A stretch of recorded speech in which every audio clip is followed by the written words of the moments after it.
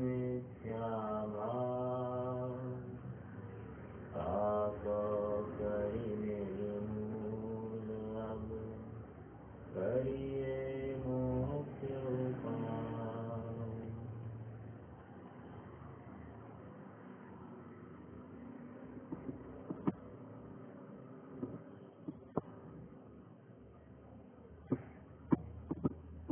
सर्वथा पीछे देखना यह कायरता का लक्षण नहीं है। एक बात होती है प्राणियों में, विशेषकर मृगराज अर्थात सिंहों में, वो 4-5 कदम चलने पर पीछे देखता है। इसको सिंहावलोकन कहते हैं। सिंहावलोकन अर्थात पीछे देखना कायरता का प्रतीक नहीं है, वो तो सजगता का प्रतीक है। हमको भी हमारा अतीत कैसे खराब है या खराब था ये देखना जरूरी है। क्यों? क्योंकि निर्णय ये कर सकते कि अब हमको कितना उद्यम करना है, ये हमको अतीत को देखकर आना चाहिए। यदि हमने ये नहीं देखा या प्रथमानियों के माध्यम से हमने ये नहीं समझा कि उद्यम कितना इस तरह का हो सकता है, तो हमारा ये मनुष्य भाव तो चला जाएगा। इसलिए इतिहास अपने आप में जरूरी है। इति मतलब इस प्रकार, हाथ मतलब हो जाना, इस प्रकार हो गया, उसको इतिहास कहते हैं। कर्म योग में यहाँ तक कहते हैं कि एक एक समय महत्व का है। निद्रा में भी कर्म बंद हो सकता है, आयु कभी भी बन सकती है। तुम कुछ जागरूक रहना। जागृति का संदेश लेकर ये कर्म योग आता है और हमारे परिणामों को उज्जवल बनाने का यत्न कराता है। चरणायोग अपने आप में मात्र क्रियाओं के माध्यम से या निश्चय सहित क्रियाओं के माध्यम से ये जीव के परिणामों को सुधारता है। निश्चय सहित व्यवहार और मात्र व्यवहार, दो बातें कह रहे हैं। मात्र व्यवहार ये कह सकते हैं कि थोड़ा बहुत अज्ञानी के लिए मुख्यता होगी, लेकिन निश्चय सहित व्यवहार ये ज्ञानी की ही मुख्यता होती है। उसको सामने मध्य नजर रखते हुए ये करना योग की शैली होती है। कषाय उत्पन्न कराकर तीव्र कषाय का अभाव कराते हैं करना योग की पद्धति। अर्थात ये प्रकारेण इस जीव को मंद कषायों के माध्यम से आत्मसन्मुख कराने का प्रयास करना। अब द्रव्यनियोग की पद्धति का विचार चल रहा है और द्रव्यनियोग की पद्धति में यहाँ पर ये समझा रहे हैं कि सबसे पहले जीवादि द्रव्यों का ज्ञान कराया जाता है। जब तक जीवादि द्रव्यों का ही ज्ञान नहीं कराएंगे तब तक अपन क्या है, अपन कौन है, ये निर्णय ही नहीं होगा। तो सबसे पहले जीवादि द्रव्यों का ज्ञान कराना ये, और उसमें युक्ति आदि का अवलंबन होना। अर्थात ये उज्जवल है, ये धर्म है, जो गमन करने में कोई न कोई द्रव्य होगा तो गमन कराता होगा। ऐसा कोई द्रव्य होगा जो रोकने में निमित्त होगा, जो कोई परिणमन कराता होगा वो काल द्रव्य होगा, और कोई जगह देता होगा ऐसा आकाश द्रव्य होगा। ये शब्दादि जो है ये सब उज्जवल के भेद है, ये बताने वाला भी द्रव्यनियोग है। अर्थात ये द्रव्यों का निरूपण जहाँ पर, अर्थात आगम दृष्टि जहाँ पर होती है वहाँ पर हमको ये जीवादि द्रव्यों का ज्ञान कराया जाता है। ये बहुत महत्वपूर्ण है। अर्थात ये द्रव्य अनादि से है, अनंत काल तक है, समय में उनका परिणमन होता है, उन्हें भेद करके द्रव्य गुण पर्याय दिखाए जाते हैं। गुण पर्याय के बिना नहीं हो सकते और गुण द्रव्य के आश्रित ही होते हैं। ये सब दिखाना बहुत जरूरी है, क्योंकि इसमें एक एक कथन में एक एक मान्यता खड़ी है और उस हर एक मान्यता का खंडन करने के लिए इन सब बातों का महत्व अपने आप अधोरेखित होता है। इसलिए द्रव्य व्यवस्था अर्थात उसको आगम परक चर्चा कह सकते हैं। आगम परक चर्चा के माध्यम से, तर्क युक्तियों के माध्यम से इस जीव का विश्वास दिलाया जाता है कि यही 6 द्रव्य है और इन 6 द्रव्य में मेरा भी एक जीव द्रव्य है।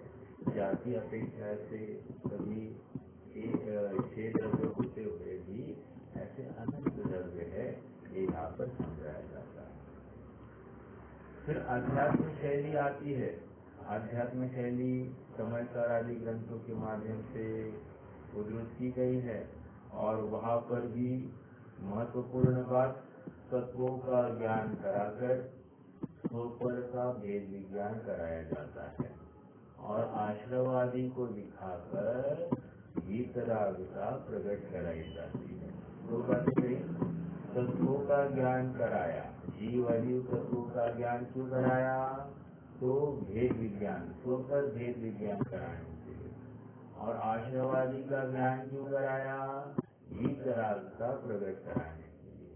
तो ये अपने आप में एक महत्वपूर्ण प्रकरण हो गया तत्वों का, जहाँ पर पर्याय को भी ज्ञान कराया जाता है, पर्याय कितने समय की इसका भी ज्ञान कराया जाता है और भेद विज्ञान या वस्तुनिष्ठ दृष्टि बढ़ाने का भी यत्न कराया जाता है।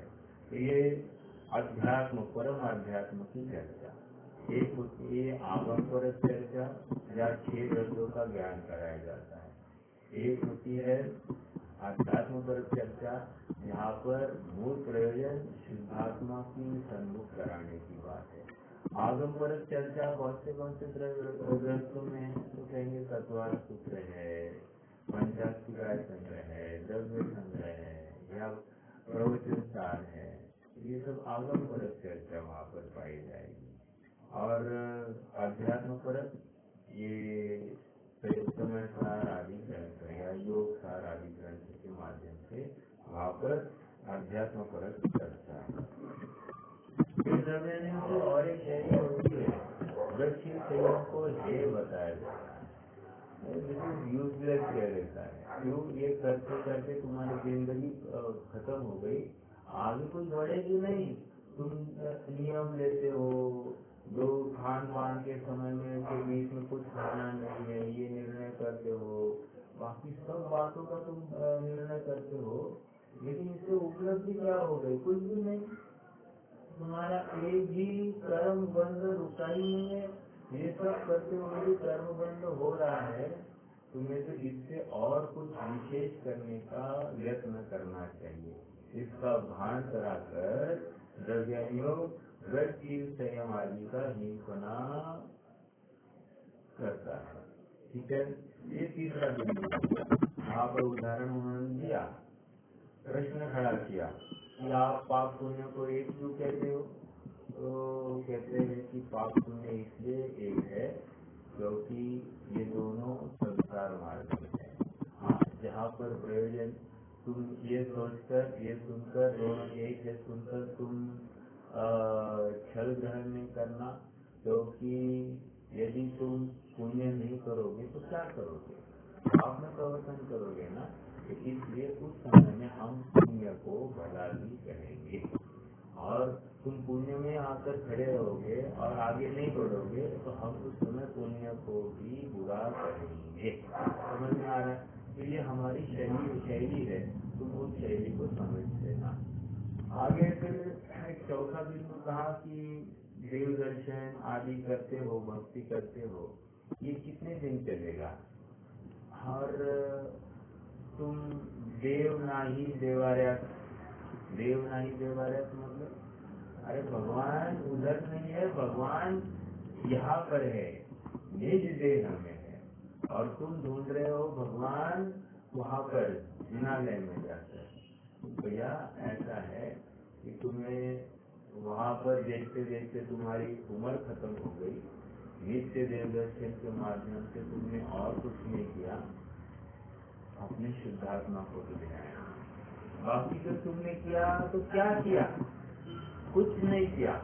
यदि तुम्हें शुद्धात्मा याद नहीं आया, शुद्धात्मा को ध्याया नहीं, तो तुमने देव दर्शन नहीं किया। समझ में आया? तो इसलिए तुम्हारी भक्ति अकार्यकारी हो गई। ऐसी ये द्रव्यानियों की शैली है। देखो, द्रव्यानियों की शैली है, पंडित जी साहब की बात नहीं है। द्रव्यानियों ऐसे बात करता है। समझ में आ रहा है क्या? वृत्ति संयम है બધા સંસારમાં કારણ છે, बोल देगा जोर में एकदम। समझ में आया? ये द्रव्यानियों की शैली है। और क्या बोलेगा द्रव्यानियों? ये धूल मिट्टी है, मतलब ये रुपया पैसा सोना आदि ये कैसे धूल मिट्टी है। और धूल मिट्टी कहते हैं तो तुम इसको धूल मिट्टी कहते हो, तो आज से हम दान करना बंद करेंगे।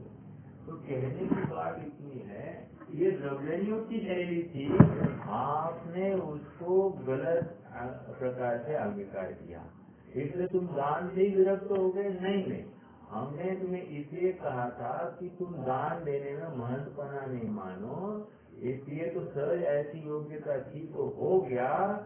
तुम दान देने के कर्ता मत बनो। समझ में आया? और तुम अब क्या हो गए हो? अब कैसे एकदम निवृत्त ही हो गए हो, तो क्या करोगे? सदाचार में पापाचार में प्रवृत्ति होगी। तो हम ये तो नहीं चाहते थे। समझ में आया?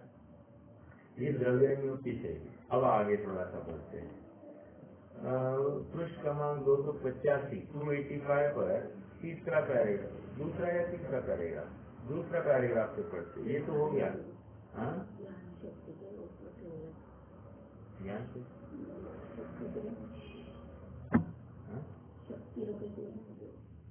हाँ, ये तीसरा पैराग्राफ आ जाता है। चौथा पैराग्राफ, तथा उन्हीं शास्त्र में सम्यक दृष्टि के विषय भोगादिक को बंध का कारण नहीं कहा। ये भी हो गया था मेरे ख्याल से। श्रद्धान शक्ति चौथा हो गया था। ठीक है। हाँ, ये अगला बिंदु फिर डिस्कस करते फिर आगे बढ़ते, रिकैप हो जाएगा। यहाँ पर यदि आपकी सम्यक दृष्टि के विषय भोग बंध के कारण नहीं है, निर्जरा के कारण है। तो क्यों? सम्यक दृष्टि को क्या है? उसको अलग लेवल है क्या भैया? वो भी अपने जैसा ही आदमी है, आत्मा को पहचानता है, हम भी पहचानते हैं। तो कहते हैं कि आत्मा उसको इतना ही है। ये सब महिमा सम्यक की है, श्रद्धान शक्ति की है। सम्यक दृष्टि भवती नियतम ज्ञान वैराग्य शक्ति। ये ज्ञान वैराग्य शक्ति जो है ना, इसकी निरंतर वर्तती है। इसीलिए ये कुछ भी करे इसको निर्जरा होती है। कुछ भी करे मतलब यहाँ पर ये समझा रहे हैं कि निर्जरा मतलब जितनी शक्ति प्रकट हो गई है, जितनी स्थिरता प्रकट हो गई है, वो स्थिरता बल का कारण नहीं है। अब ये द्रव्यानियों की शैली है। अब कोई ये बोलेगा अरे बड़े चक्रवर्ती ऐश कर रहा है और इसको निर्जरा होगी, और हम करें तो ये बंद हो रहा है। ये ठीक नहीं है। देखो, अन्य मतियों ने कृष्ण की भी इतनी लीलाएं दिखाई और उसको भगवान भगवान भगवान कह दिया, तो उन्होंने यही बात उठाई होगी कि नहीं होगी?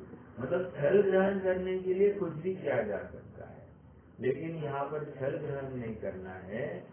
सम्यक दृष्टि भोग भोगते समय में भी उसकी निरंतर एक अंदर से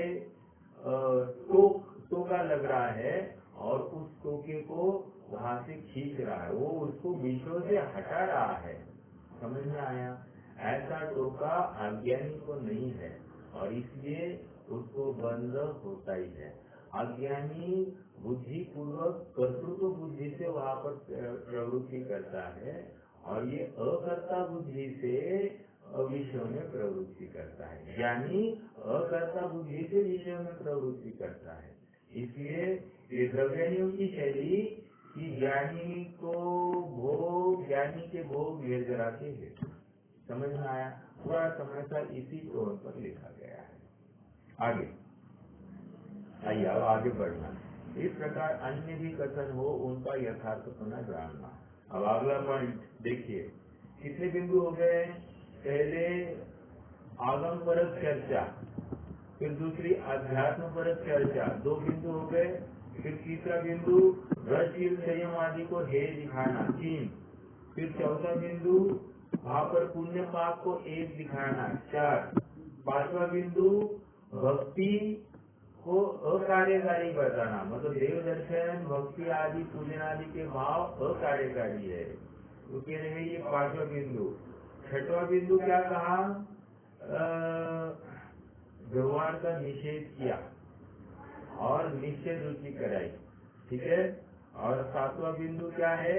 विषय भोगादिक को बंध का कारण नहीं कहा, अर्थात ज्ञानी के भोग निर्जरा के हेतु।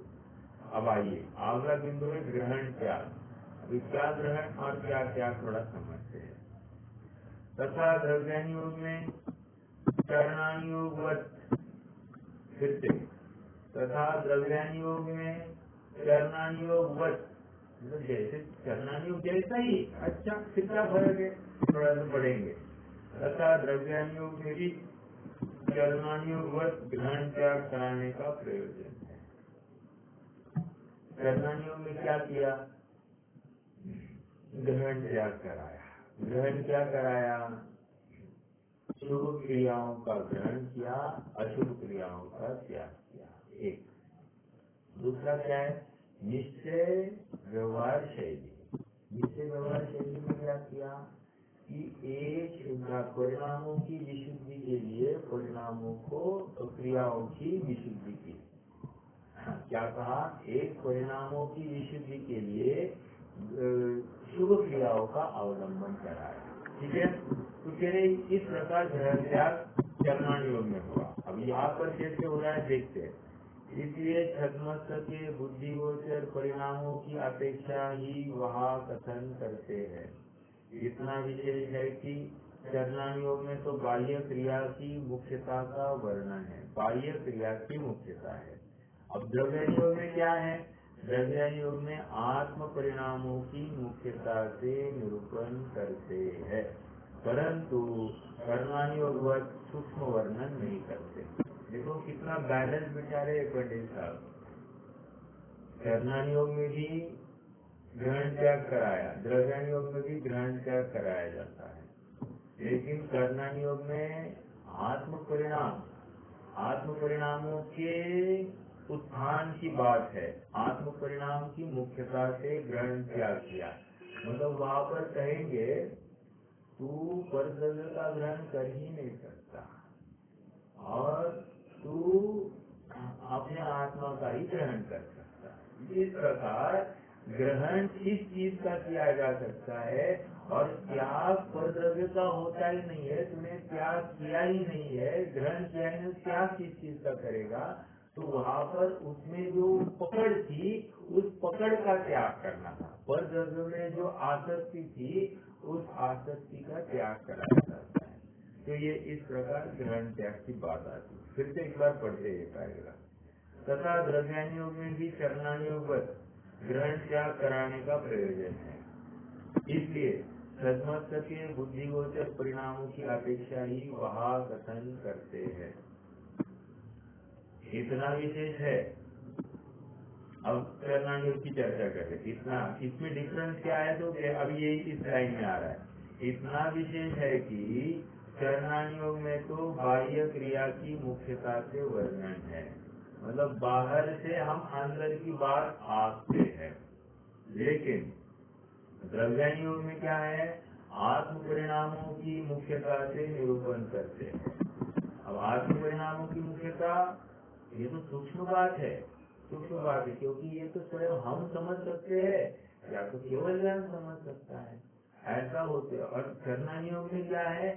सारा जगत समझ सकता है, समझ में आया? क्योंकि वो क्रियाओं को देखकर उसके परिणाम को आंकता है, लेकिन यहाँ पर क्रिया नहीं, यहाँ परिणाम को आंकना है, और परिणाम ये मात्र हम स्वयं ही पकड़ सकते हैं। ठीक है, परंतु करणानी व सूक्ष्म वर्णन नहीं करते, उसके उदाहरण देते हैं। अब देखो उदाहरण दे रहे हैं। उपयोग में उपयोग के शुभ अशुभ शुद्ध ऐसे 3 भेद हैं। दूसरे अध्याय में पंडित साहब ने 3 प्रकार के परिणाम को बताए हैं। कौन से हैं?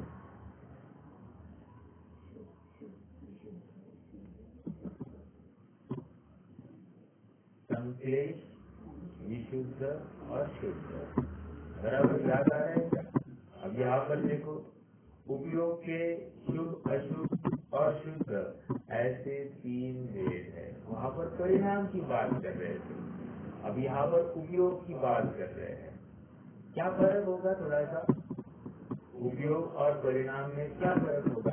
जैसे मेरा प्रश्न है, ये उपयोग के भेद, ये कौन से गुण की चर्चा कर रहे होंगे? ज्ञान गुण, दर्शन गुण, चारित्र गुण, किसकी चर्चा कर रहे होंगे? ज्ञान गुण पहले।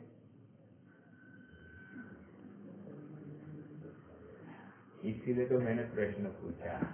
लगता तो ज्ञान गुण है, लेकिन है ये चारित्र गुण। समझ में आया?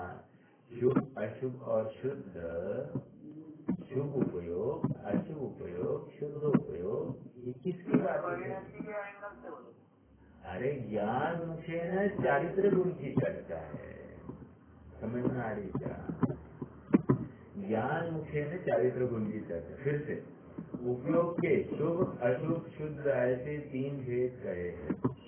वहाँ धर्मानुराग रूप परिणाम व शुभोपयोग, पापानुराग रूप व द्वेष रूप परिणाम व अशुभोपयोग, और राग द्वेष रहित परिणाम व शुद्धोपयोग ऐसा कहा है।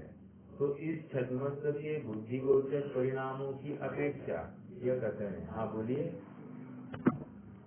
वो जैसे जानना हो गया हम बोलते हैं, तो वो हो गया उपयोग लक्षण बोलते, तो होगा ज्ञान बुद्धि चर्चा। तो यहाँ पे ज्ञान बोले तो परिणाम की वृद्धि हो रही, इससे चारित्र गुण बोला है क्या? परिणाम यहाँ पर चारित्र गुण की ही बात होती है। ठीक है, परिणाम या तो चारित्र या श्रद्धा गुण, ये दोनों में लगाया जाता है। लेकिन अब यहाँ पर जो चर्चा है, यहाँ पर चारित्र गुण की मुख्यता से करते हैं। क्योंकि देखिए ना, शुभ अशुभ शुद्ध ये किसकी बातें चलेगी? शुभ उपयोग अशुभ उपयोग, ये चारित्र गुण परिणाम अर्थात चारित्र गुण की अपेक्षा करने से। देखो और एक बात समझना, जब हम चारित्र गुण की बात कर रहे हैं, उस समय में ज्ञान में भी विशेषता है। वहाँ पर भी शुद्धात्मा ही मुख्य हो रहा है, अर्थात शुद्धात्मा की का महत्व वहाँ पर अधोरेखित है। और श्रद्धा में भी कहीं न कहीं पर द्रव्य संबंधी आसक्ति का भाव कम है, ये भी बात होती है।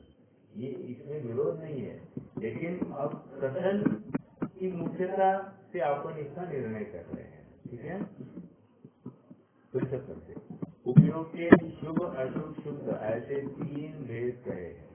वह धर्मानुराग रूप परिणाम व शुभोपयोग, पापानुराग रूप परिणाम व द्वेष रूप परिणाम व अशुभोपयोग, और राग द्वेष रहित परिणाम व शुद्धोपयोग ऐसा कहा है। तो इस छद्मस्त्र के बुद्धिगोचर परिणामों की अपेक्षा यह कथन है।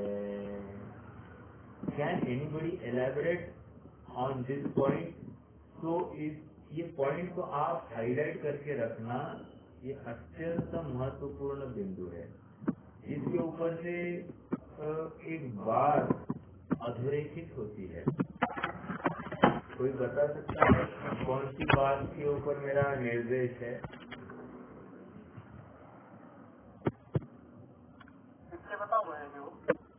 तो इस छद्मस्त्र के बुद्धिगोचर परिणामों की अपेक्षा यह कथन है। कौन सा कथन? फिर से कथन को मैं पढ़ता हूँ। धर्मानुराग रूप परिणाम व शुभोपयोग एक, पापानुराग रूप व द्वेष रूप परिणाम तो अशुभोपयोग, व राग द्वेष रहित परिणाम व शुद्धोपयोग। तो इस छद्मस्त्र के बुद्धि गोचर परिणामों की अपेक्षा यह कथन है। लास्ट बिंदु पढ़ता हूँ। राग द्वेष रहित परिणाम वह शुद्धोपयोग, यह छद्मस्त्र के बुद्धि गोचर परिणामों की अपेक्षा यह कथन है। अब तो बोलिए यार।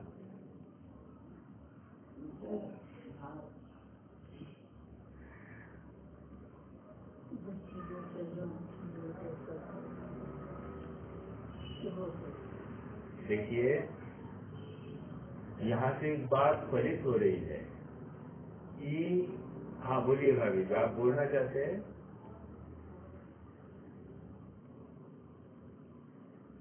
नहीं, बुद्धि गोचर यानी बुद्धिपूर्वक जो परिणाम की बात है ना, मतलब बुद्धिपूर्वक जो है, बुद्धि गोचर मतलब बेस्ट टू हिज नॉलेज। मेरी जानकारी में जितना हो सकता है बिना छल के ये ऐसा ही होना चाहिए। समझ में आ रहा है? मतलब मैं दावा करूं कि मैं शुद्धोपयोगी हूँ, तो ये शुद्धोपयोगी होने का दावा जो है ये क्या है? बुद्धि गोचर परिणामों की अपेक्षा, अर्थात best to my knowledge I am a सम्यक दृष्टि। बेस्ट टू माई नॉलेज, यहाँ पर छलावा नहीं है। और इसी विश्वास के बल पर मैं भूमिका में आगे बढ़ता हूँ, अर्थात 5वां गुणस्थान, 6वां 7वां गुणस्थान इसी विश्वास के बल पर आता है। और ऐसा कोई रॉकेट साइंस नहीं होते हैं कि 41 का निरोध हो गया, 51 का निरोध हो गया या 63 62 का निरोध हो गया है। ऐसे कोई रॉकेट साइंस नहीं है। This is only best to our knowledge कि मैं चतुर्थ गुणस्थान वाला हूँ या 5वें गुणस्थान वाला हूँ या 6ठे 7वें गुणस्थान वाला हूँ। दिस इज मेरे बुद्धि गोचर परिणामों की अपेक्षा ये बात चलती है।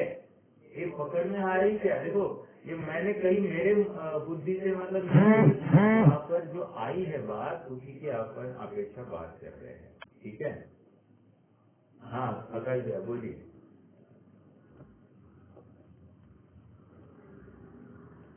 प्रश्न है कोई?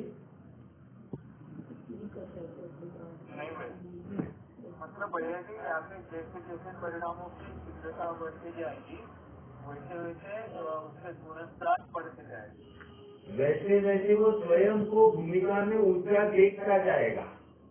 समझ में आ रहा है क्या?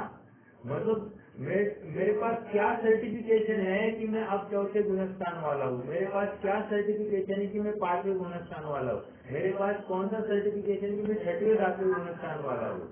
तो इसके लिए वो राह नहीं देखेगा, कोई सर्टिफाई करेगा कि हाँ तो सम्यक दृष्टि है, आपको भूमिका बढ़ा, आगे बढ़ा, ऐसा वो नहीं करेगा। तो उसको एक विश्वास आ जाएगा, अरे मुझे पर जगह में आसक्ति कम हो रही है, मुझे अकेलेपन में ही आनंद आता है, बार बार मुझे शुद्धात्मा ही याद आने लग गया है, मेरी भूमिका बढ़ रही है। ऐसा वो स्वयं का प्रोसेस तो भगवान बनने तक ही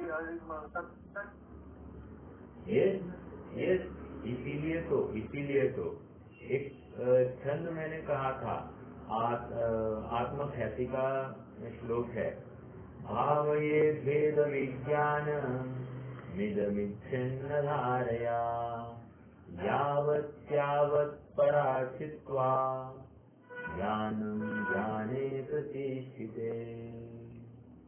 ज्ञान में प्रतिष्ठित हो तब तक तुम क्या करना?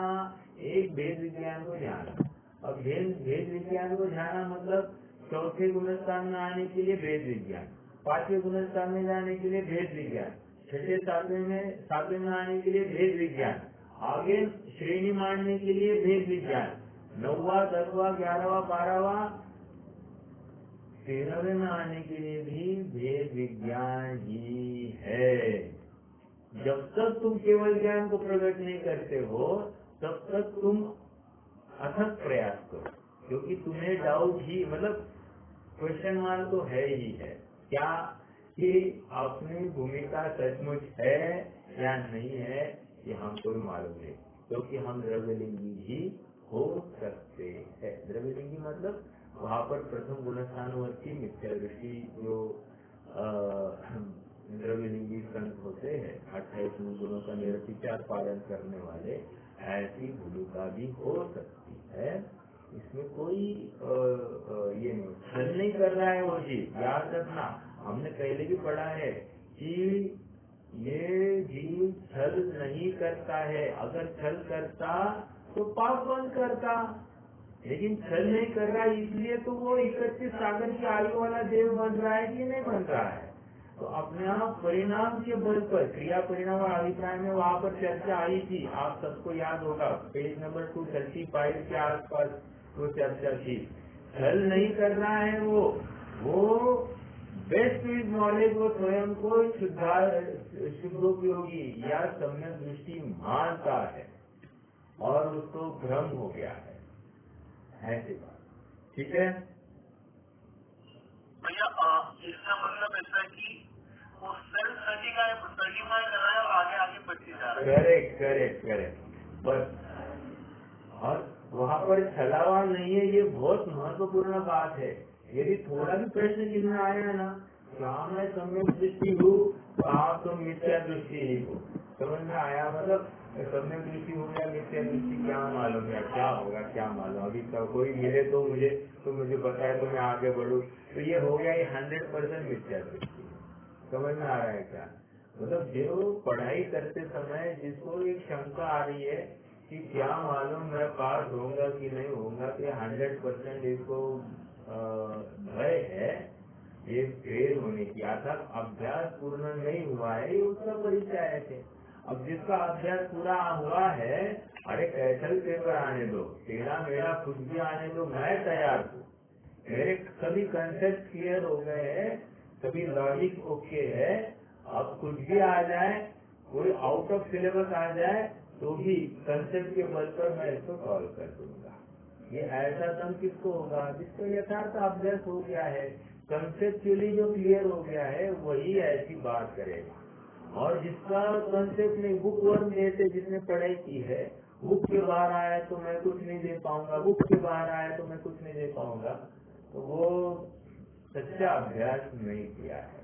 वो तो परीक्षा के लिए कर सकता है, लेकिन लॉन्ग रन में वो पढ़ाई का कोई कार्य नहीं है। ठीक है, ये बात कहाँ से आई? तो इस सदमस्त के बुद्धिगोचर परिणामों की अपेक्षा यह कथन है।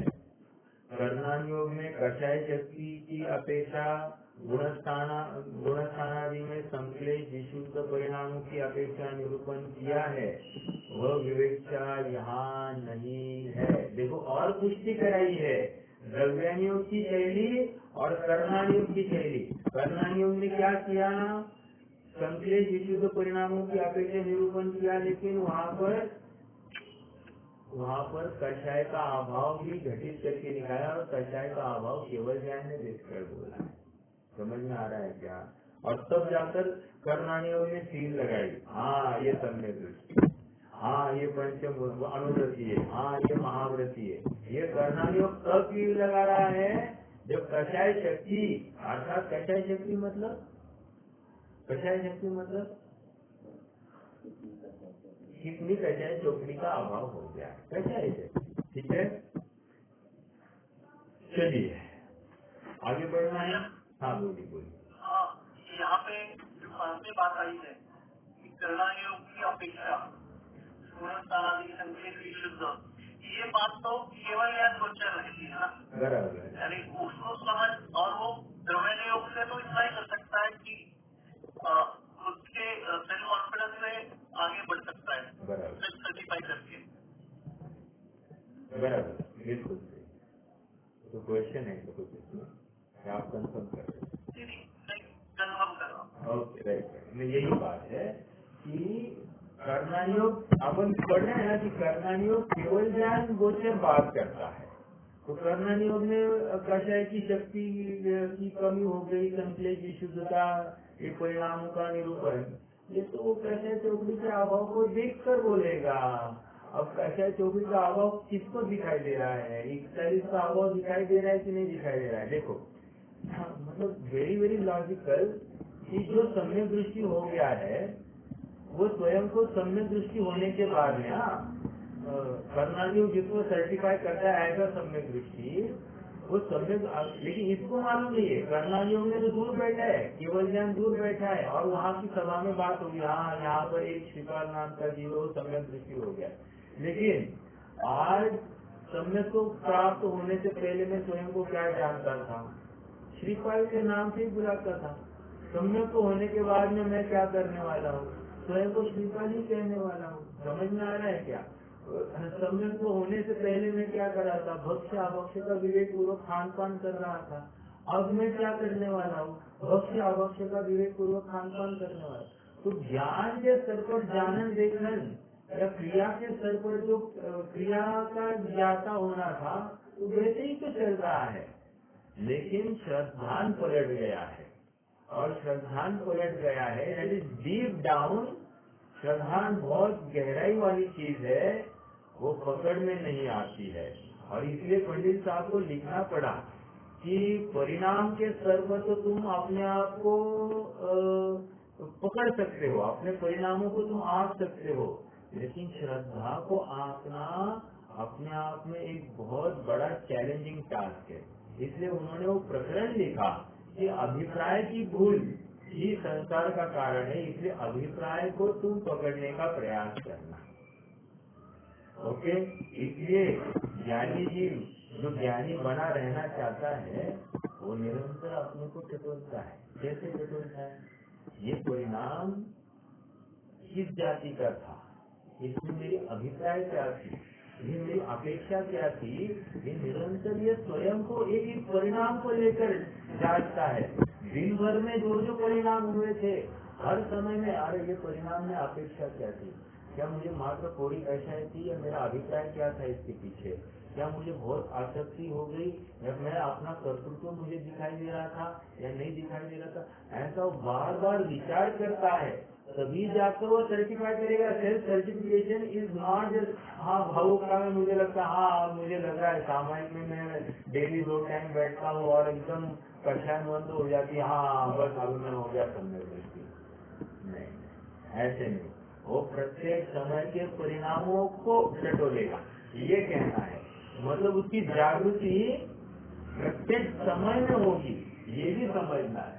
ऐसा नहीं होगा कि सामयिक के काल में जागृति होगी, बाकी अन्य काल में वो एकदम ढीला होगा, ऐसे नहीं चलेगा। मतलब हर क्रिया में वहाँ पर क्रिया में विवेक तो रहेगा ही रहेगा, और उस विवेक के पीछे क्रिया का कर्ता नहीं होगा, उसमें धर्म की मान्यता 0 होगी। ऐसा होते हुए वहाँ पर अविवेक से कोई भी काम नहीं होगा। समझ में आ रहा है क्या? ये बहुत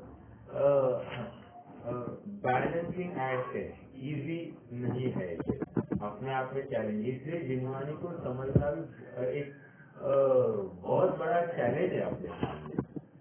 हाँ भैया, प्रश्न पूछना था मुझे, जैसे परिणाम दृष्टि से होते गए, लेकिन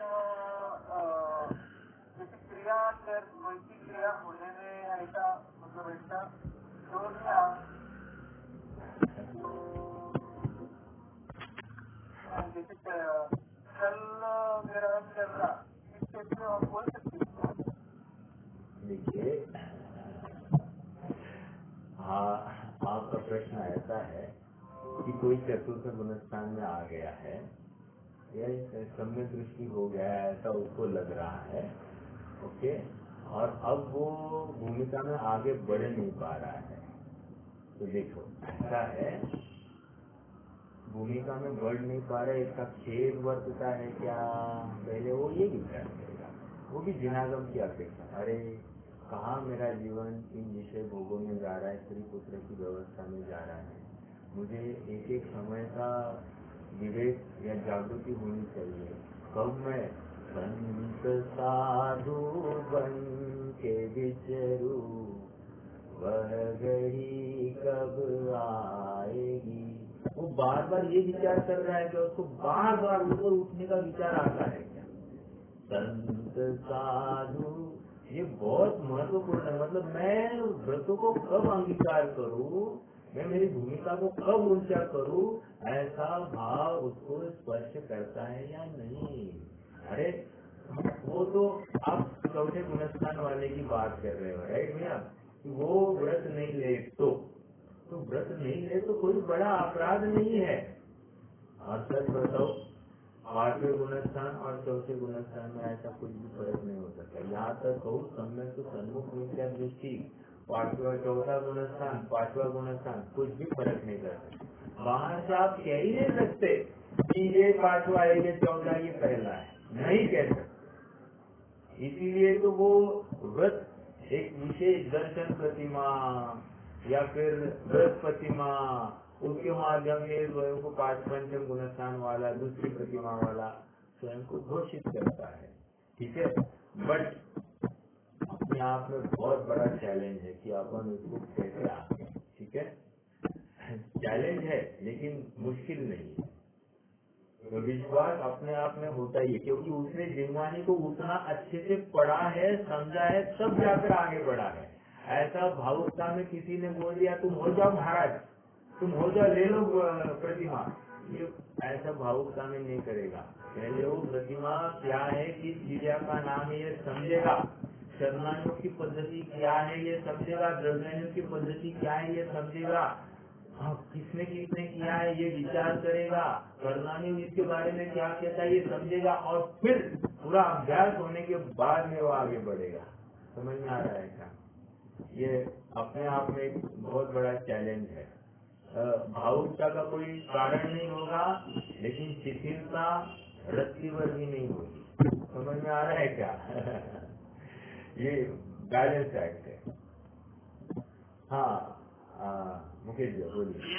हाँ, ये अगर यहाँ पे चल कर रहा है, ये समझने में बुद्धि गोचर हो, बेस्ट ऑफ नॉलेज हो के भी चल कर रहा है, तो निश्चयवादी की कैटेगरी जाएगा। वो छल नहीं है, वो भ्रम है। समझ में आ रहा है क्या। अपन छल ये शब्द लगाया तो मायाजारी हो गई, वो तो फिर वो डैंडिंग डाला तो निश्चयवादी में जाएगा ना।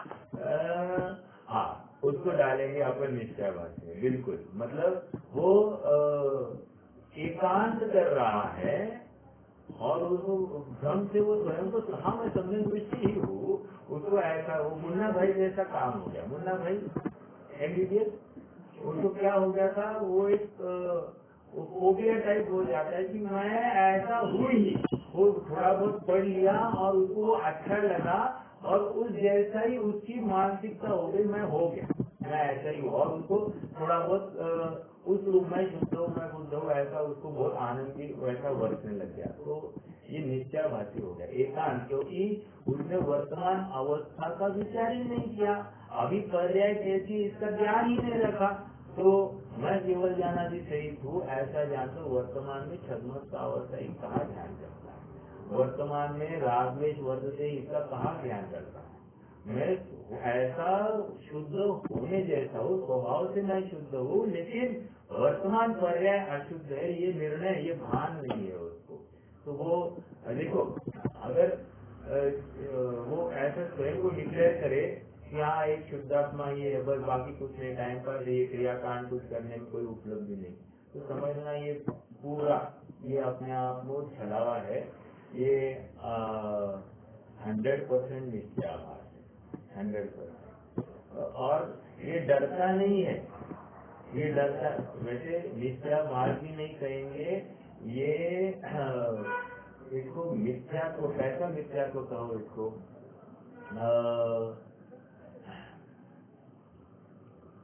आज्ञा नहीं, तीन मिथ्यात्व में से संशय, विपर्य और विभ्रम, बराबर। इसको विभ्रम हो गया है। विभ्रम मतलब क्या कि नहीं ऐसा ही है ना, मैं सम्यक दृष्टि हूँ, सम्यक दृष्टि बहुत इजी है, बस ऐसा ही है, उसने वस्तु स्वरूप ऐसा ही है, ऐसा जान लिया। लेकिन है नहीं। इसलिए तो इसको सांख्य में डाला है 316वीं गाथा में, समझदार 316वीं गाथा में आजीवे जीव सांख्य है, सांख्य समझ में आया। वहां पर दूसरी एक गाथा में डाल दिया बुद्ध है, बुद्ध मतलब वहां पर उन्होंने अगर कोई एक मात्र पर्याय दृष्टि है वो बुद्ध, और कोई मात्र निश्चय का पक्ष कर रहा है तो सांख्य कह दिया उन्होंने। सांख्य में इसमें कोई भी फर्क नहीं, ये बोल दिया है। तो इन शॉर्ट निश्चयवादी लगा सकते, कोई हर्ज नहीं।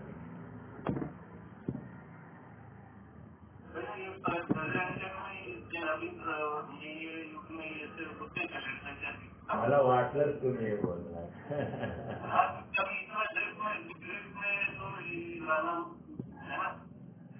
देखो है ना, ऐसा जीवन जीने वाले हैं। हम आंखें खोलकर देखे, हमारी हम ढूंढे ऐसा कोई। देखो ये ग्रंथ पंडित साहब को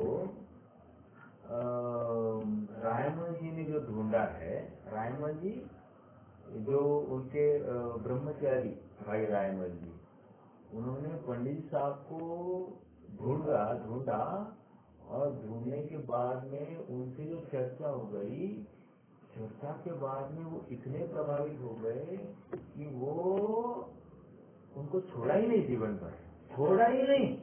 कितनी बड़ी बात होगी, मतलब आप साधारण बात नहीं समझना। और उनको ढूंढने के लिए 3 बार वे जयपुर आए, जयपुर नहीं मिले तो जयपुर से फिर उदयपुर गए, यहाँ गए वहाँ गए, बाद में फिर भी उनको समाधान नहीं हुआ तो वो गए कहाँ, सिंघाना गए, और सिंघाना जाकर मिले हैं इनको, और वहाँ पर सब प्रश्नों का समाधान हो गया। 1000 प्रश्न पूछा, अरे 1000 प्रश्न मतलब इतने प्रश्न एक ब्रह्मचारी जीव को होते हैं, और हर प्रश्न का समाधान उनका हो गया। तो साधारण पकड़ वाला जीव नहीं होगा, आप समझना। 1000 प्रश्न करने के लिए भी उसकी बुद्धि कौशल भी उच्च कोटि की होनी चाहिए। और उसने कह दिया कि इन्होंने मेरे सब प्रश्नों का समाधान किया, मतलब उन्होंने स्वाध्याय भी उसने उच्च कोटि का किया होगा, आप ऐसे समझना। तो मुझे ये कहना है कि उन्होंने ढूंढा, और ढूंढा कब, जब धगश थी, समाधान नहीं हो रहा है, समाधान नहीं हो रहा है। उस समाधान के लिए काम धंधा रुपया पैसा सब छोड़ दिया और पंडित साहब को ढूंढते रहे। आप उस समय का काल 250-300 साल पहले आवागमन बैलगाड़ी या चलते फिरते होता था, खान पान की व्यवस्था का कोई विचार मालूम नहीं, मतलब क्या होगा। अभी मान लो ना अपन घर से निकले हैं, कम से कम 20-25 दिन महीना भर हमको जाना है, अपन कितना माल टाल लेकर निकलेंगे खाने के लिए, खाने का कितना लेकर निकलेंगे, रुपया पैसा कितना लेकर निकलेंगे, और आजीविका अभी क्या होगी, 1 महीने के लिए धंधे में खोटी होगी तो क्या करेंगे, ये समझ रहे क्या आप सुन भैया। मतलब बहुत मार्मिक प्रश्न है ये। 1 महीना व्यापार नहीं होगा, कितनी खोटी होगी, कितना नुकसान दिखाई देता है कि नहीं दिखाई देता है, मेरा प्रश्न है आपसे। अरे खोटी दिखाई देती है 1 महीना, अरे फिर से धंधा बिगाड़ने के लिए 4 महीने जाएंगे तो भी बैठेगा कि नहीं बैठेगा, ये विचार होगा। मतलब गए 6 महीने बर्बाद, और 6 महीने का नुकसान कितना दिखाई देता है कि नहीं। और देखो ये धगश कि हमको जीवानी के मर्म को समझने के लिए कितना अथक प्रयास हो रहा है। तो है ना जीव, हम ढूंढे तो सब मिल जाएगा, आप ढूंढो तो मात्र देव दर्शन करने से काम नहीं होगा। वही तो कह रहे हैं यहाँ पर, देखो खुली आंखों से, और एक एक जिनवानी को आप स्वयं पढ़ो, आपको प्रश्न खड़े हो जाए, और आप उन प्रश्नों का समाधान मांगने के लिए सबके साथ चर्चा करो।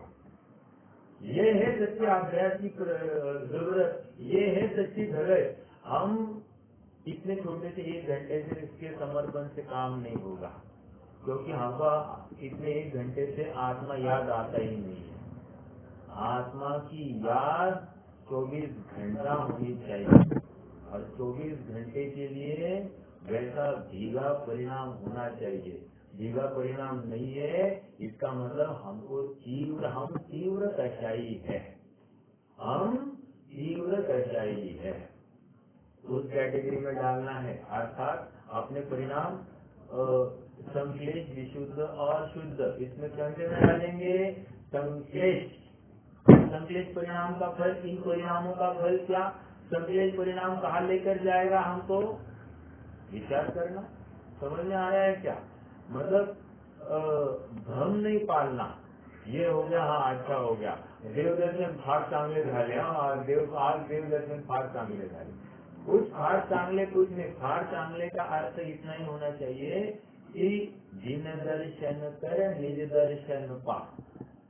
मतलब भगवान का दर्शन करके मेरा दर्शन, स्वाध्याय करके निज दर्शन हुआ कि नहीं हुआ, आत्मा के समीप पहुंचा कि नहीं, वहाँ पर सचमुच भाव हुआ कि नहीं, हाँ अगर करने योग्य है तो यही मेरे शुद्धात्मा की प्राप्ति है। ये एक उत्कट भावना अंदर से प्रकट होनी ही चाहिए। तब तक आई एम सॉरी टू से हम बहुत बहुत गाफिल निद्रा में है। अपना समय जा रहा है, इसका भान हमको नहीं है, भय भी नहीं है और भान भी नहीं है। हम डरते नहीं, जो होगा देख लेंगे, ये उस कैटेगरी में है। लेकिन जब आएगा तब खड़ा नहीं रह पाएगा। मैं हमेशा कहता हूँ, शहर को भी कहता हूँ, शहर की मम्मी को, कर्म की एक झापड़ तुम्हें सीख कर देगी। कर्म की एक झापड़ तुमको ठिकाने को लाएगी, और वो झापड़ लगने से पहले तुम ठिकाने, मतलब तुम सुधर जाओ। समझ में आ रहा है क्या? ये हर किसी को है, खाली इनके लिए है ऐसा नहीं, आपके लिए ऐसा नहीं, मेरे लिए भी है। क्योंकि हमको तो जागरूक होना है। हम जहाँ पर अपना उपयोग दिन रात अटक रहा है, जिसमें अपना समय लगा रहे, कहा लगा रहे, कहा रचो पर पद में न तेरो, पद यह है क्यों दुख है। तू ये तेरा पद नहीं है, ये शरीर का पद ये तेरा पद नहीं है, ये फैक्ट्री आदि ये तेरा पद है ही नहीं, ये रुपया पैसा कमाने तुम्हारा पद वो है ही नहीं। तू तो आनंद गुणों की खान है, तुझे तेरी महिमा नहीं आई है, तुझे परद्रव्य की महिमा आई है, यही तेरा बहुत बड़ा अपराध है। इसलिए तो जीव अजीव तत्व की तुम्हारी विपरीत मान्यता। अजीव तत्व में ही तुम रचा पचा, अजीव तत्व से ही तुम अपने जीवन की कल्पना करते हो। ये सबसे बड़ी बात है। ये परद्रव्य मेरे है, मेरे होंगे, मेरे थे, मैं इनका था, मैं इनका हूँ, मैं इनका रहूंगा, ऐसी भावना, ऐसे परिणाम जब तक है तब तक तुम संसार में रुलने वाले हो।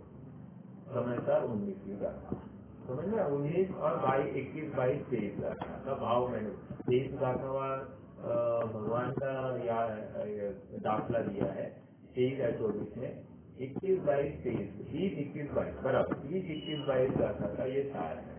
वहाँ की टीका की बात समझ में आ रही भैया? बहुत बहुत मार्मिक बात है, विचारने योग्य है। निष्कर्ष इतना ही है कि ऐसे जीव आज है, आप ढूंढो, और ढूंढने के लिए आपको पहले अभ्यास करना पड़ेगा। ये मुझे कहना है। जब जिस दिन हम अभ्यास करेंगे, हमको अपने आप पात्र अपात्र जीव दिखाई देंगे, और पात्र अपात्र दिखाई दो नहीं दो, हम स्वयं पात्र होंगे। उस पात्र को ढूंढने के बहाने हम स्वयं पात्र हो रहे, हमको इसका ख्याल नहीं आ रहा। ये समझ में आ रहा है क्या आपको? तो पढ़ो, पढ़ने से बहुत लाभ होगा। जितनी जिनवानी का सुनना ये अलग बात है, लेकिन पढ़ने में जो दम आएगा, जो अभ्यास होगा, इसमें विशेष लाभ होगा। समझ में आ रहा है क्या? चलिए आगे बढ़ते।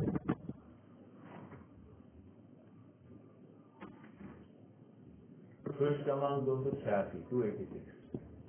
कर्णा योग में तो रागादि रहित शुद्धोपयोग यथाचार चारित्र होने पर होता है। कर्णा योग में रागादि रहित शुद्धोपयोग कहा 11 में 11-12 में कहा, ठीक है। और द्रव्यानुयोग में कहा घोषित किया 4 में, राग द्वेष रहित हो गया 4 में, और चरणायोग ने कहा घोषित किया 7वें में। देखो एक ही कथन है, कितनी बात मतलब कितना अंतर है हर कथन में, गुणस्थान में फर्क पड़ रहा है। और यदि 12 भावना की वो बात हम याद करें कि दुर्लभ है निगोद से थावर, और फिर दुर्लभ संयम, दुर्लभ सम्यक्तों की प्राप्ति होना दुर्लभ, संयम की प्राप्ति होना दुर्लभ, 5वां गुणस्थान होना दुर्लभ, फिर 6ठा 7वां होना दुर्लभ, और फिर श्रेणी का आरोहण होना दुर्लभ। समझ में आया क्या? दुर्लभ दुर्लभ दुर्लभ होते जा रही है बात। और ये कितने इजीली बोल रहा है कि चरणायोग बोल रहा है शुद्धोपयोग 7वें से, द्रव्यायोग कह रहा है शुद्धोपयोग 4थे से, और कर्णायोग कह रहा है यथाख्यात होने के बाद में राग में रहितपना होता है, वहां पर शुद्धोपयोग समझना तो चैलेंजिंग है। ये एक एक स्टेटमेंट का अर्थ हमको समझना पड़ेगा। ठीक है, वो मोह के नाश से स्वयं होगा। स्वयं होगा मतलब 10वें गुणस्थान में क्या है, वहां पर सूक्ष्म लोक पड़ा है ना, सूक्ष्म लोक पड़ा है, उसका उदय है। ठीक है, और वहां पर बंध नहीं है, 11वें में लोक का अभाव हो जाता है। निचली अवस्था वाला शुद्धोपयोग साधन कैसे करें, तथा द्रव्यायोग में शुद्धोपयोग करने का ही मुख्य उद्देश्य है। अब देखो कर्णायोग ने बोल दिया 11वें में शुद्धोपयोग होगा, और हमको तो समझ में आने वाला नहीं है।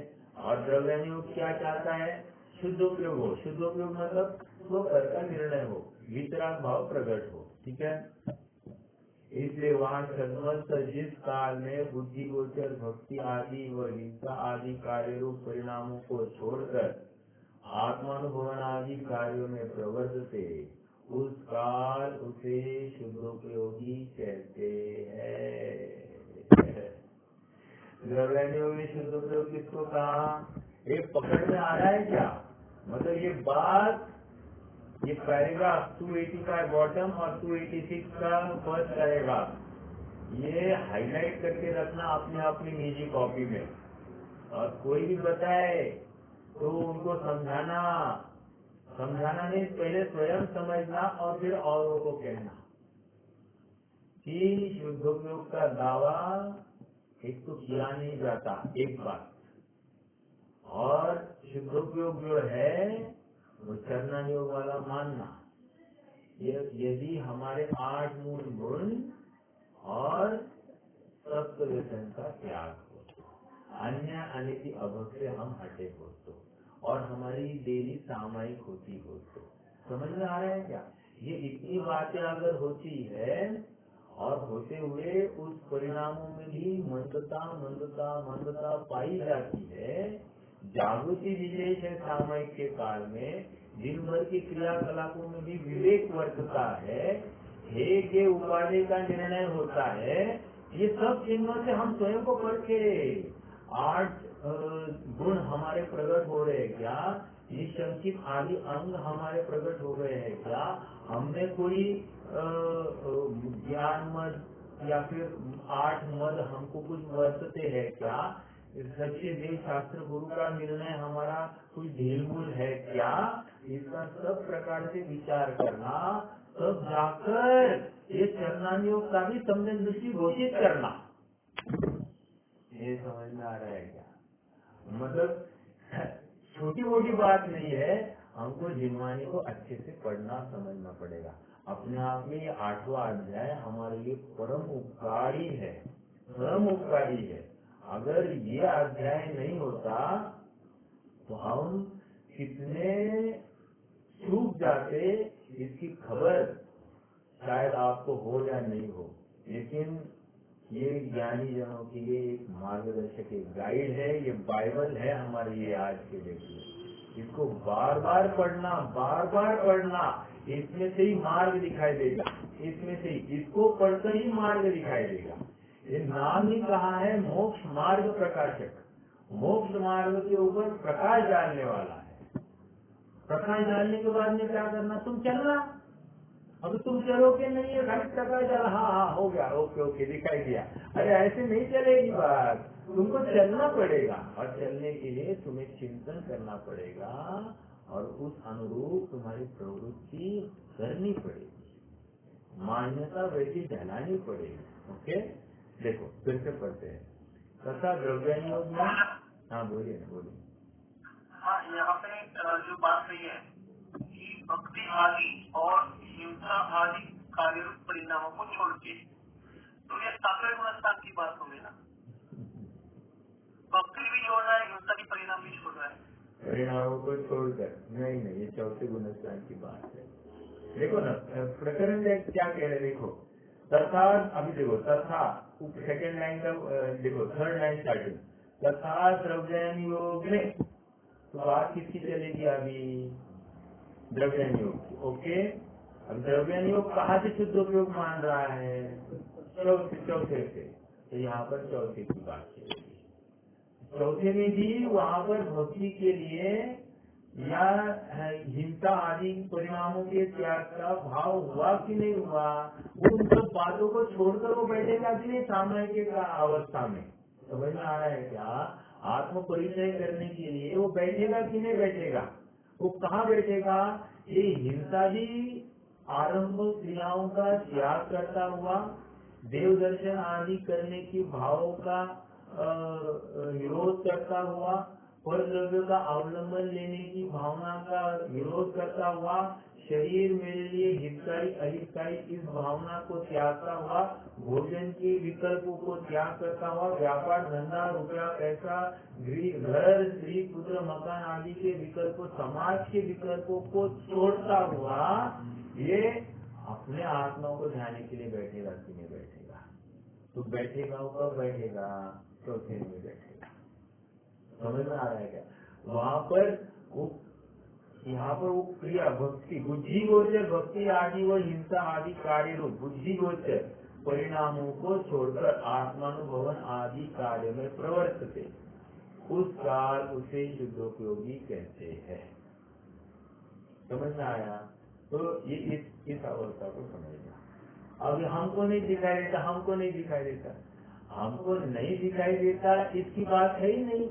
मुझे मेरे शुद्धोपयोग का निर्णय करना है, दुनिया आकर देखे हमको, हमको दुनिया को थोड़ी दिखाने को जाना है, हमको तो हमारा देखना है, दुनिया को है कि नहीं ये कहाँ देखने को जाने का है, हमको तो हमारा निर्णय करना है। समझ में आ रहा है क्या, हमको किसी और का निर्णय नहीं करना है, किसी और का देखने के लिए भी समय बर्बाद क्यों करें हम, ये है कि नहीं है, ये है कि नहीं है, उनका देखने की अपेक्षा हम अपनी देखो। हाँ, वो क्या कहते हैं, अपना लोटा छान कर पियो वो बात है। समझ में आ गई क्या, हाँ प्रश्न है भैया, बोलिए, प्रश्न है।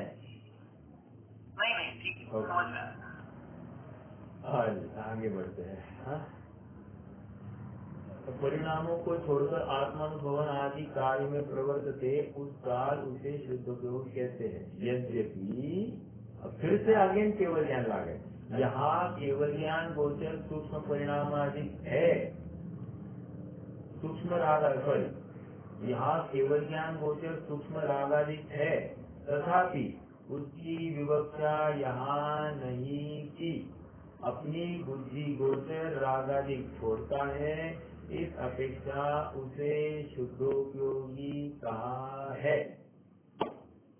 समझ में आया, बेस्ट टू हिज नॉलेज, ये बहुत महत्वपूर्ण चर्चा है, बहुत महत्वपूर्ण। क्योंकि क्या है, देखिए, मुझे संघर्ष तो हो गया और मुझे मालूम नहीं पड़ा, मुझे संघर्ष तो हुआ, मुझे मालूम नहीं पड़ा, मैं नींद से उठा और मुझे मालूम नहीं पड़ा मैं जगा हूँ कि नहीं हूँ, ये कैसी पागल बात है। तो वही बात यहाँ पर देखो, एक उदाहरण ऐसे देते हैं विद्वान, एक लड़की थी, शादी होकर अब वो उसकी प्रसूति होने वाली थी, तो वो उसकी माता को कहती है, माँ मैं तो आंखें बंद करके सो जाती हूँ, और जब बच्चा हो जाएगा मुझे तुम जगा देना। तो माता गिरी पगली, जब बच्चा हो जाएगा तो तू सारी दुनिया को उठाएगी। समझ में आया? कहने की बात ये है कि अपना अनुभव हमको ज्ञान में नहीं आएगा, ये उदाहरण दिया जाता है। समझ में आया? तो इसका अर्थ इतना ही है, बेस्ट टू हिज नॉलेज। इसका अर्थ क्या है? वहां पर देखो, वो तो प्रत्यक्ष दिखाई दे रही है बात, लेकिन आत्मानुभवन हमको शुद्धात्मा की प्राप्ति हुई है कि नहीं, सचमुच आत्मसम्मुख मेरे परिणाम हुए हैं कि नहीं, ये तो अपने परिणामों को हमको बार बार आंकना पड़ेगा। और शुद्धोपयोग के काल में नहीं आंकना, अर्थात सामायिक के काल में बैठा हुआ देखकर हाँ मुझे कषाय मत हो रही कि नहीं, क्या हो रहा है, क्या है, देखो जरा आत्मसम्मुख है कि नहीं, ये नहीं। वो कह रहे अन्य समय में तुम्हारे परिणाम कैसे है, उसके ऊपर से तुम तुम्हारा शुद्धोपयोग का आंकना। समझ में आया कि तुमको सामायिक यथार्थ हुई होगी, ये फल कब दिखाई देगा तुम्हारे उसके आसपास के, उसके पहले और बाद के परिणाम कैसे होते हैं, उसके ऊपर से तुम निर्णय करना कि समय तो हुआ है कि नहीं। और सामायिक के काल में स्थिरता आनंद आया है, वो कहाँ विरोध है? तो बेस्ट मीन्स नॉलेज उसकी स्वीकृति है ही ना हमारी, कि हम विरोध नहीं कर रहे हैं कि हाँ मुझे आनंद आया है, रोमांच हुआ है, तो ये किसको बताने जाए, हुआ है ना, तो हुआ है तो बस स्वीकार करो और आगे बढ़ो, इसके आगे और कुछ नहीं। बेस्ट टू माई नॉलेज, मैं सम्यक दृष्टि हूँ, ये विश्वास हमको आते ही अपने आप हमारी विवेकशीलता और हमारी प्रवृत्ति न्यारी होती है। जैसे कोई जीव करोड़पति हो गया तो करोड़पति होने के बाद में उसकी चाल ढाल बदलती है, वैसे ही कोई जीव जीवानी के अनुसार स्वयं को आत्मानुभवी सिद्ध होता हुआ देखकर अपने आप उसकी परिणाम बदलते ही बदलते हैं। और बाद में बदले ये बात नहीं है, पहले बदले इसलिए ये समय को हुआ है, और समय को होने पर और दुर्लभ होगी, ये कह रहा हूँ मैं। समझ में आ रही बात? ऐसा नहीं होगा हाँ मैं समय दृष्टि हूँ, अब मैं परिणामों को और अच्छा करता हूँ, ये बात नहीं है। ठीक है, मुझे होना है इस बुद्धि से पहले लगेगा, और उसके बाद में अनुभवी हो जाएगा, स्वयं ही हो जाएगा। ठीक है, यद्यपि यहाँ केवल ज्ञान मुझे सूक्ष्म रागादिक है, तथापि उसकी विवक्षा यहाँ नहीं की, अपनी बुद्धि को रागादिक छोड़ता है, इस अपेक्षा से उसे शुद्धोपयोगी कहा है। मतलब वो हर प्रसंग में ब्रह्मबद्धता का निर्णय करेगा, हर प्रसंग में अपने लिए उपादेय हेगे का निर्णय करेगा, हर प्रसंग में एक शुद्धात्मा ही उसके लिए मुख्य होगा। शुद्धात्मा का पतन हो रहा है या उत्थापन हो रहा है, वो विचार करेगा, निश्चित करेगा। सोते उठते बैठते खाते पीते निरंतर शुद्धात्मा उसके ज्ञान का ज्ञेय बनता ही रहेगा। नहाते समय में, बोलते समय में, उठते समय में, हर समय में वो अपने शुद्धात्मा को ऊर्ध्व करेगा। ठीक है, ये बात होती है। तो ये चर्चा आ गई, बहुत ही मार्मिक ये प्रकरण चला। आप सब इसके ऊपर गंभीरता से इस प्रकरण को दोबारा पढ़ना, आपको कैसे इसमें भाषित होती है इसका विचार करना और आगे बढ़ना, क्योंकि हमारा समय तो हमारे हाथ में है, किसी दूसरे के हाथ में नहीं है। और इसको समझने के लिए हमको यथा योग्य अभ्यास और चिंतन करना ही पड़ेगा। ठीक है, रुकते हैं, कोई प्रश्न है तो आप सब रख सकते हैं, इसमें तो ये बात ये द्रव्य संग्रह का परिणाम कब आएगा? हाँ ये शेयर नहीं किया है रिजल्ट, शायद को मैं बता देता हूँ कि वो रिजल्ट शेयर करे, आप सबको मिल जाएगा, आज या कल ही मिल जाएगा। ठीक है, शेयर करिए, बोलिए।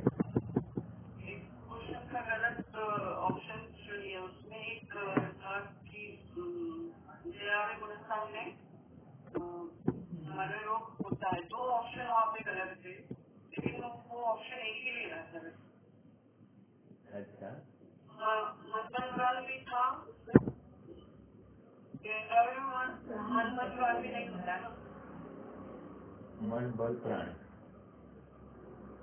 4 प्राण होते हैं 13वें में, राइट? पहले तो ये स्वीकार करें। 4 प्राण में कौन से प्राण है? 5 इंद्रिया नहीं है और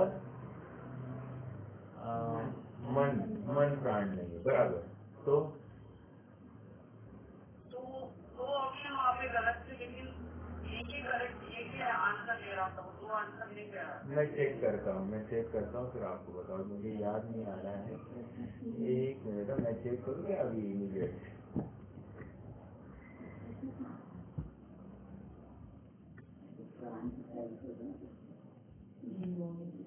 नहीं, वो तो 4 प्राण, 13वें में कितने प्राण होते हैं ये प्रश्न था ना, कितने प्राण संभव है, ऐसा था ना क्वेश्चन।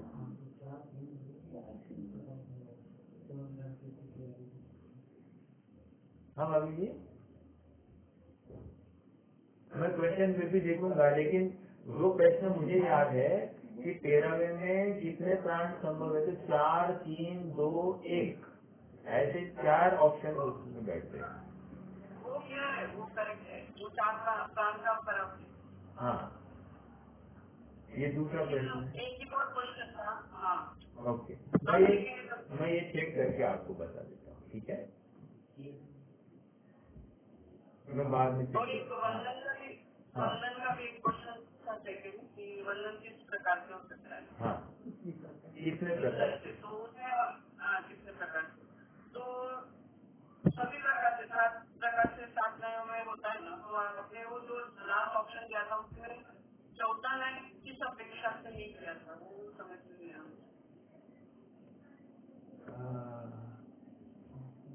चौथा नहीं किस अपेक्षा से नहीं किया? उसमें नहीं है। अच्छा, नहीं है ना, ऑप्शन नहीं दिया मैंने। हाँ, तो ऑप्शन नहीं दिया तो कोई हर्जा नहीं ना, जो ऑप्शन दिए उसमें से तो सिलेक्ट करना था।